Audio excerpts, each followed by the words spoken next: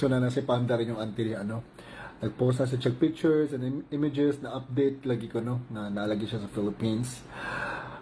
But then again, ngano ilaron maginintaw yung mga Pilipino. Oy, ngano and the images that you posted, my God, aren't you supposed to have like a lot of money? Can't you afford a better graphic editor? Grabe bay.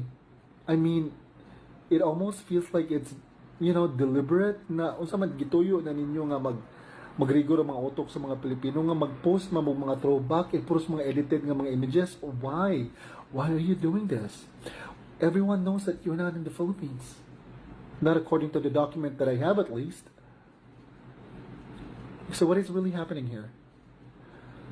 So let's go back. Let's go ahead and dissect all of the images that she just recently posted. But before that, let's start with Auntie Claire again. Okay, so there is a tanong. Magsugod sa tagarin ni Auntie Claire. Kaya ngon magyud ko no siya nga naabot ako no alas 5:58 sa Lunes diha. So ato sa na-play balik. Kung katotohanan. Dahil po nung Monday po, dumating po siya dito, kung di po ako nagkakamali, mga 5 o'clock na madaling araw. Dahil po meron po siyang sinend sa aming video, sa amin po, na supposed to be na makakamit niya na pagdating po niya, 5:58 po ang nakaregister po sa akin na oras na... Just me.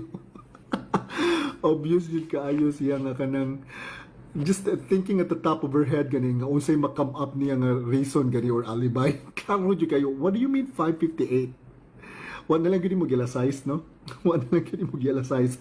Okay, so granting ibutang na to na kanang 5:58 pero unsa man sa ni imong nga statement diri dapita? Lunes po dumating. Kung di pa ako nagkakamali, baka nga mas maaga pa sa 5 o'clock yung paglanding ng aeroplano. So, yung na po siya, mas maaga pa sa 5 o'clock. So, nabot na po siya og kanang kuan. Alas 4. Butang na to, pasado alas 4. Galaban nyo dito kung ni mo, Auntie Claire, oy. So, let's calculate everything, ha. Let's say nga naabot siya dihag mga alas 6 sa buntag sa Lunes. Nya, nangutan na gid ko ani sa akong best friend. Okay. Hello there, Daddy.